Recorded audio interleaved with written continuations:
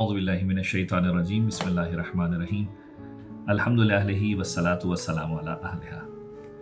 ماہ مبارک رجب کی فضیلت کے اعتبار سے گفتگو ہے۔ ماہ مبارک رجب کے اندر اہم ترین اعمال کے اندر جو سب سے اہم ترین عمل ہے وہ ہے ماہ مبارک رجب کے اندر روزہ رکھنا، اور کثرت کے ساتھ روایتیں اس کی فضیلت کے اوپر دلالت کرتی ہیں۔ کچھ روایتیں آپ کی خدمت میں عرض کر رہا ہوں۔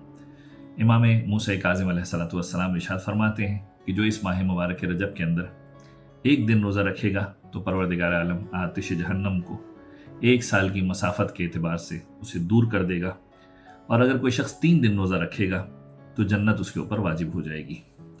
پھر فرماتے ہیں کہ رجب جنت کی ایک نہر کا نام ہے۔ اس نہر کی خاصیت یہ ہے کہ یہ دودھ سے زیادہ سفید ہے، شہد سے زیادہ میٹھی ہے، اور اگر کوئی شخص ایک دن اس ماہ مبارک کے اندر روزہ رکھتا ہے تو وہ اس نہر سے سیراب ہوگا، اس نہر سے پانی پیے گا۔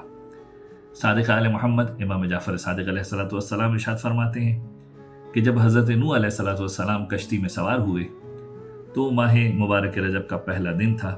انہوں نے حکم دیا کہ سب کے سب روزہ رکھیں، اور جو اس ماہ مبارک کے اندر روزہ رکھے گا جہنم کی مسافت 1 سال دور ہو جائے گی۔ اگر کوئی شخص 7 دن روزہ رکھے گا جہنم کے 7 دروازے اس کے اوپر بند کر دیے جائیں گے۔ اگر کوئی شخص 8 دن روزے رکھے گا تو جنت کے 8 دروازوں کو اس کے لیے کھول دیا جائے گا۔ اگر کوئی شخص 15 دن روزہ رکھے گا تو حاجتیں اس کی پوری ہوں گی، پروردگار عالم اس کے اجر کو زیادہ فرمائے گا۔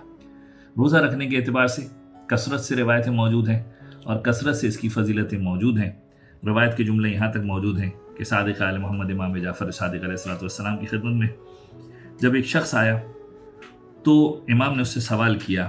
ماہ مبارک رجب کے آخری کچھ دن باقی تھے۔ امام نے سوال کیا کہ یہ بتاؤ اس مہینے میں روزہ رکھا ہے کہ نہیں رکھا؟ اس نے کہا کہ نہیں ابن رسول اللہ۔ تو امام نے کہا تم نے اس قدر ثواب کھو دیا کہ جسے خدا کے علاوہ کوئی نہیں جانتا۔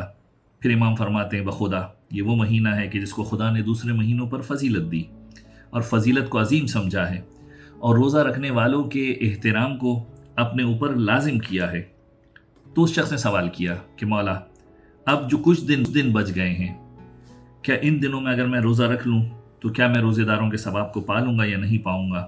امام نے فرمایا کہ اس مہینے کے آخر میں 1 دن بھی اگر تم روزہ رکھتے ہو تو پروردگار عالم اس کو محفوظ کرے گا، یہاں تک کہ عالم نزا کی سختی، موت کے بعد خوف اور عذاب قبر سے تمہیں محفوظ کر دے گا۔ اور جو شخص اس مہینے کے آخر میں 2 روزے رکھے تو پولیس رات سے پروردگار عالم اسے آسانی سے گزار دے گا۔ جو شخص اس ماہ مبارک کے آخر میں 3 دن روزے رکھے تو روز قیامت کے عظیم خوف سے، اس کی سختی سے اور اس کی وحشت سے محفوظ رہے گا، اور جہنم کی آگ سے برات کا پروانہ اسے مل جائے گا۔